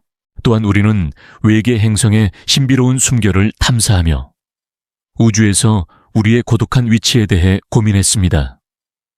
제임스 웹이 외계 행성에서 발견한 물과 유기 분자들은 우리에게 희망을 안겨주었지만 페르미 역설은 왜 우리는 아직 외계지적 생명체의 어떤 흔적도 찾지 못했는지에 대한 깊은 질문을 남겼습니다. 우리는 이 모든 것이 우연일지 아니면 필연일지에 대한 철학적 고민을 함께 나누었습니다. 이 모든 여정은 우리에게 한 가지 궁극적인 질문으로 수렴됩니다. 우리는 누구이며 왜 여기에 존재하는가? 제임스 웹 우주망원경은 단순히 우주의 사진을 찍는 기계가 아닙니다. 그것은 우리에게 이 질문에 대한 힌트를 제공하는 거대한 탐사선입니다. 우리가 우주의 가장 먼 과거를 볼수록 우리는 우리의 존재가 우연히 발생한 것이 아니라 수십억 년에 걸친 우주의 진화 과정의 필연적인 결과임을 깨닫습니다. 우리는 별먼지로 만들어졌고 우리의 몸을 구성하는 모든 원자들은 수십억 년 전에 죽은 별들의 심장에서 만들어진 것입니다. 우리의 존재는 별의 탄생과 죽음의 순환 속에 깊이 뿌리 내리고 있습니다. 우리는 이 모든 것을 볼 수 있는 눈을 가지고 있고 이 모든 것을 이해할 수 있는 지성을 가지고 있습니다. 우리의 의식은 우주가 스스로를 인식하는 방식일지도 모릅니다. 우리는 우주라는 거대한 거울 속에서 스스로를 들여다보는 존재입니다. 제임스 웹이 보내온 사진들을 통해 우리는 우주가 얼마나 아름답고 신비로운 곳인지를 알게 되었습니다. 그것은 우리가 사는 세상이 얼마나 크고 얼마나 많은 미스터리를 품고 있는지를 보여줍니다. 이 모든 것은 우리에게 경외심과 동시에 겸손함을 가르쳐 줍니다. 우리는 우주의 아주 작은 한 조각에 불과하지만 동시에 우주의 가장 깊은 역사를 탐험하고 그 의미를 탐구할 수 있는 유일한 존재이기도 합니다.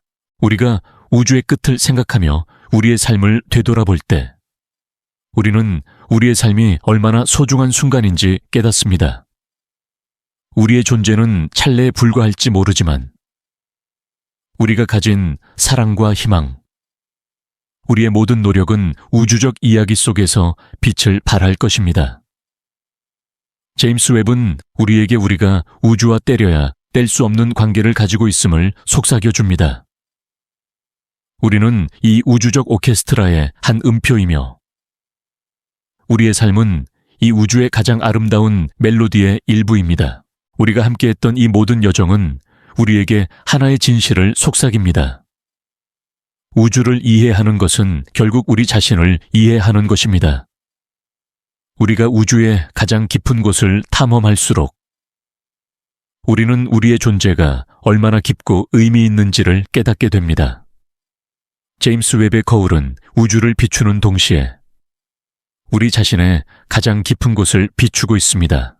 이제 우리의 길고도 짧았던 여정이 끝을 향해 다가가고 있습니다. 우리는 아주 먼 곳으로 여행을 떠났지만 이제 다시 여러분이 있는 그곳으로 부드럽게 돌아올 시간입니다.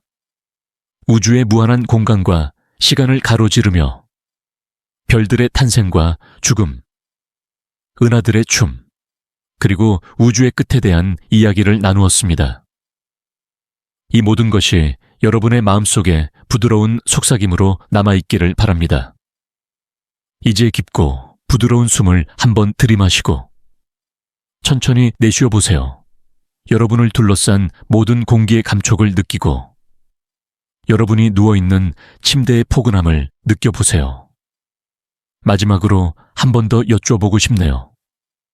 지금 당신이 머무는 곳은 어디인가요? 그곳의 시간은?